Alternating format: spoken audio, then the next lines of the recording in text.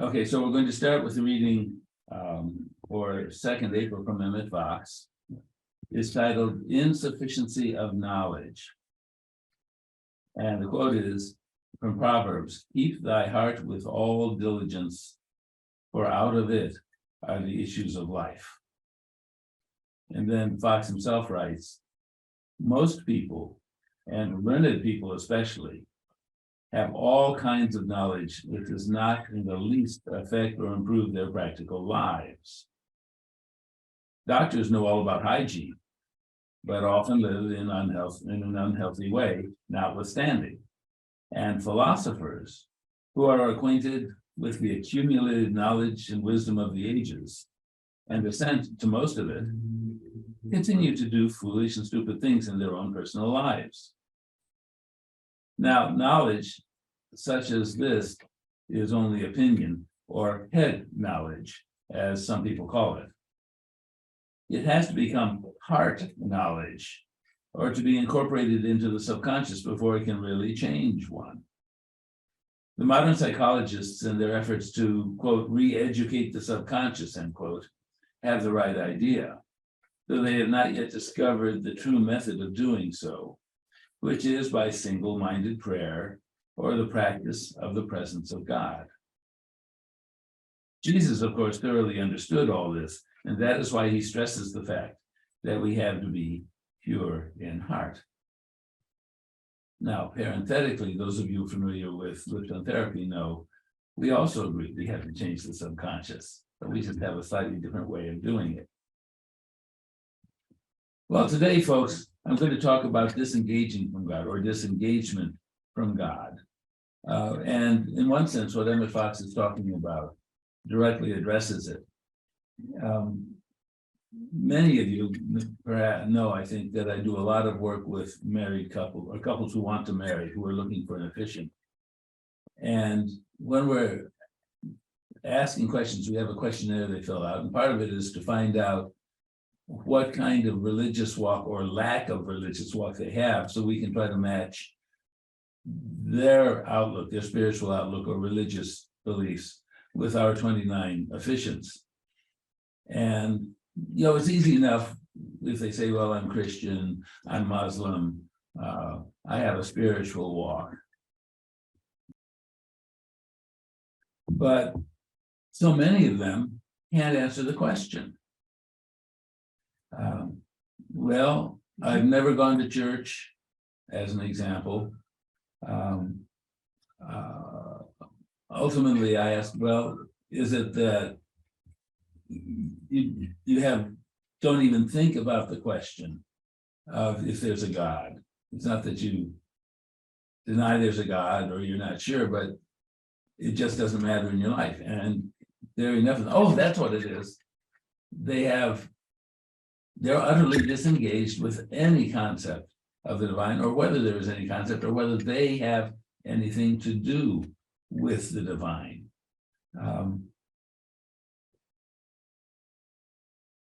And that's where true disengagement is. I was thinking about this.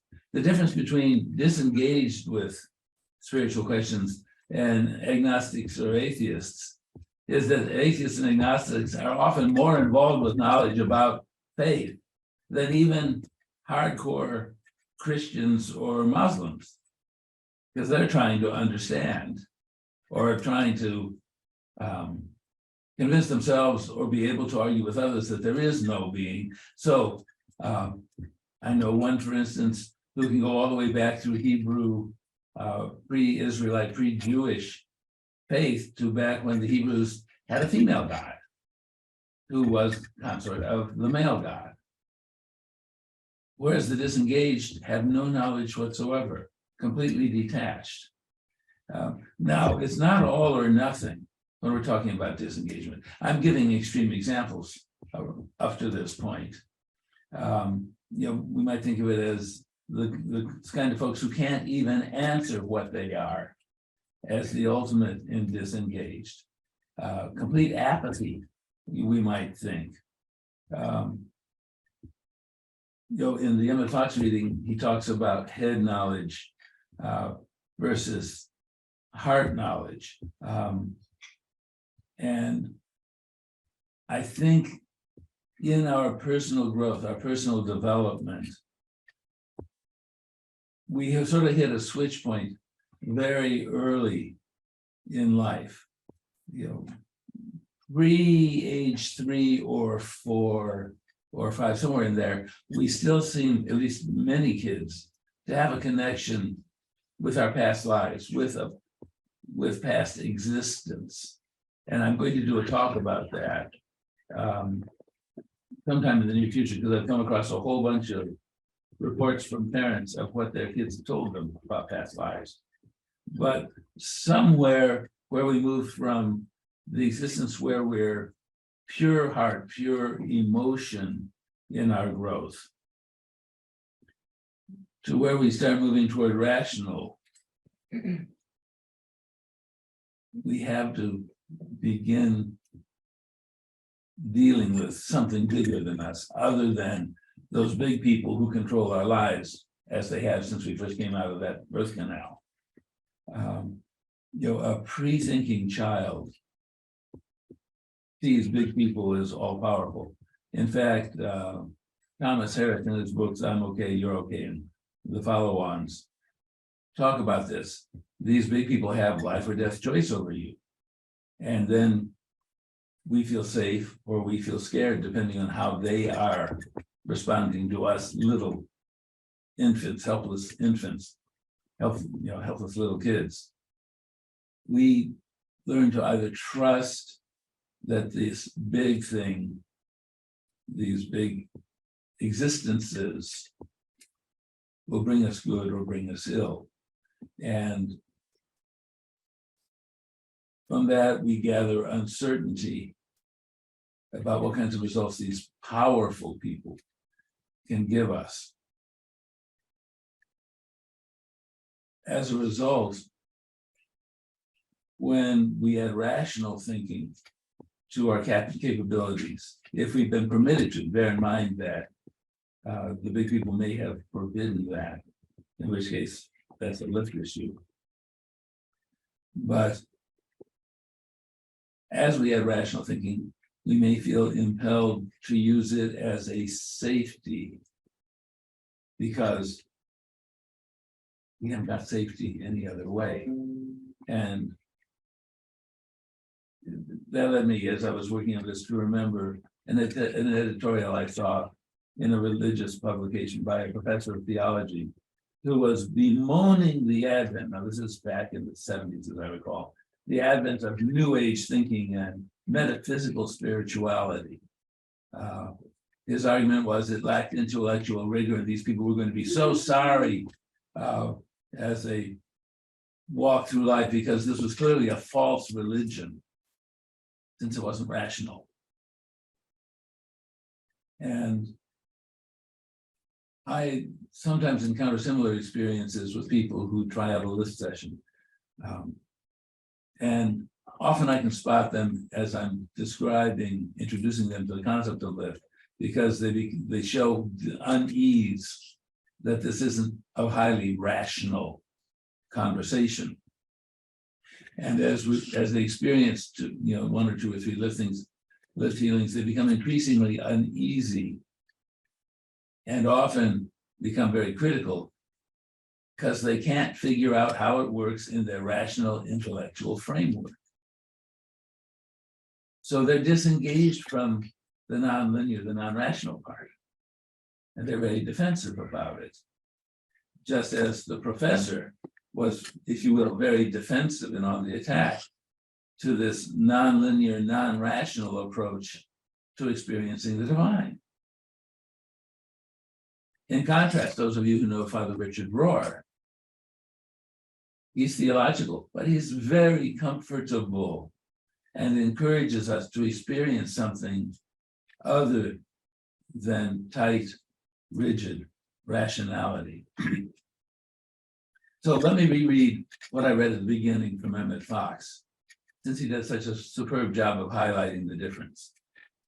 He writes, most people, and limited people especially, have all kinds of knowledge that does not in the least affect or improve their practical lives.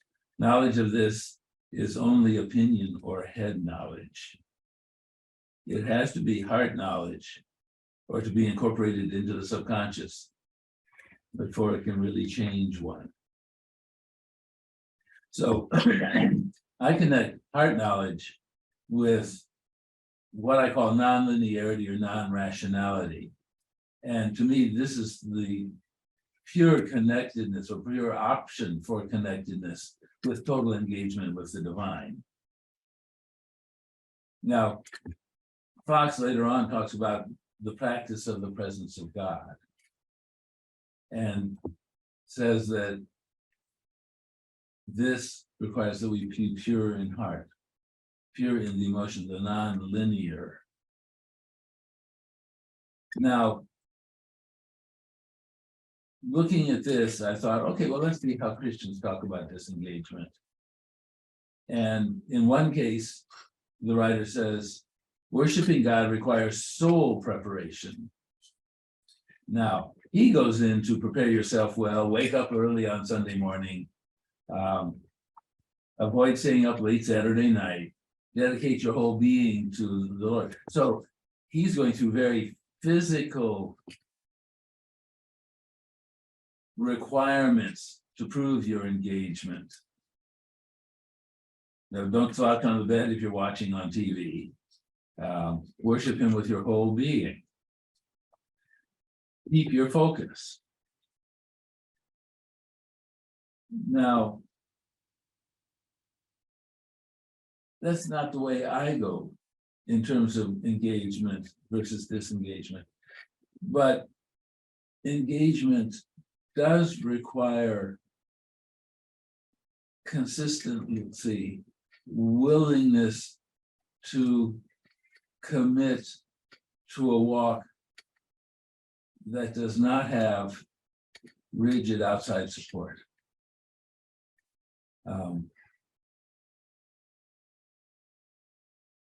Fox often in his writings refers to the need to place all of your commitment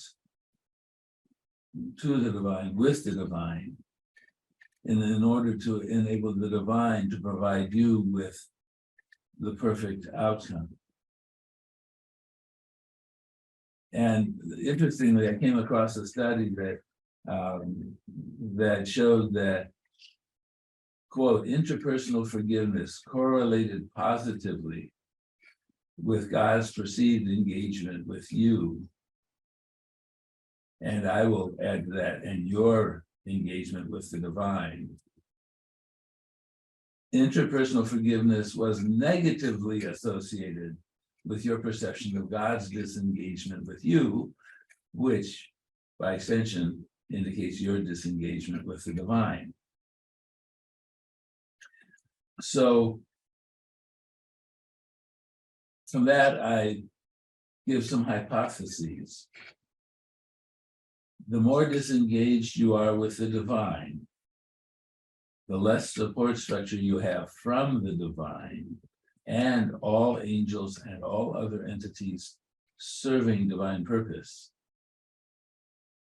The support you're going to need when you hit a rough spot, or when you hit something that challenges your beliefs about yourself in connection with the divine, or about the divine itself. Similarly, the more disengaged you are, the more difficult you will find it to hear messages from the divine side of life, or we could call it the shamanic side of life.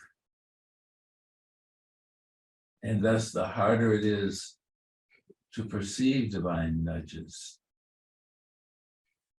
to believe you received a divine nudge, and to respond to divine nudges. And then the more disengaged you are with the divine,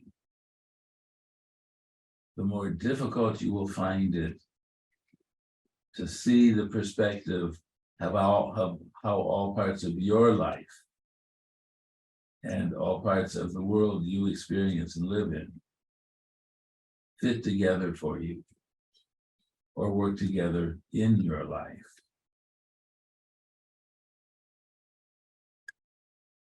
So I think we can take this as perhaps a sales presentation of the value of choosing to maximize your engagement with the divine, and to recognize that it is your choice how much you'll be engaged in the divine, and what you're going to do about it. Bear in mind is the Quaker belief that the divine is in us, just a spark, and is around us. And we, each of us, have the opportunity to fan that spark into a bright fire within, to experience that divine energy throughout the world around us, to share divine love and energy throughout the world around us, and to grow in energy and in love as we walk through the world around us. It's a wonderful challenge. It is an opportunity. There is the guarantee that the divine is here for each one of us. And will we be with us as much as we choose to be engaged with the divine? The divine will not push us. In fact, as I'm talking, I'm reminded of an acquaintance of mine who, as I recall, is Buddhist, but does not believe there's an afterlife. He spoke to me about a time some years ago. He was in the hospital for some sort of surgery or procedure, and he died. Now, we've all heard stories of people who died, and I've told you the story of my friend who became spiritual after dying and finding himself floating above where they were trying to bring him back. Well, this friend who doesn't believe there's an afterlife,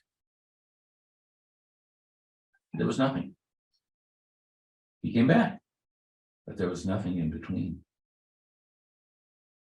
I think of that occasionally and say, you know, if the divine gives us that which we choose in our relationship with him, you know what? I think I'll choose the afterlife. I think I'll choose being reborn. Because if I choose it now, and I choose connection, engagement with the divine, then I assume that's what I'm going to get. Whereas my friend, who's chosen that there is nothing, the divine's willing to give him that. So in your walk this week, consider your choices. Consider how much engaged you want to be with the divine. How much you're prepared to commit of yourself to connect with the divine. And I remind you of what my sister, versed in Chinese shamanship, says. The more gratitude you give for everything the divine gives you, the bigger the pipeline that becomes, so that you can get even more. I'll choose a pipeline of reincarnation, of greater happiness, of greater service, of accepting more and more good from this divine who loves every one of us, lives in every one of us, surrounds every one of us, has the whole world for us. And let's all have fun together, walking and exploring this world and this divine, and expecting good coming from it.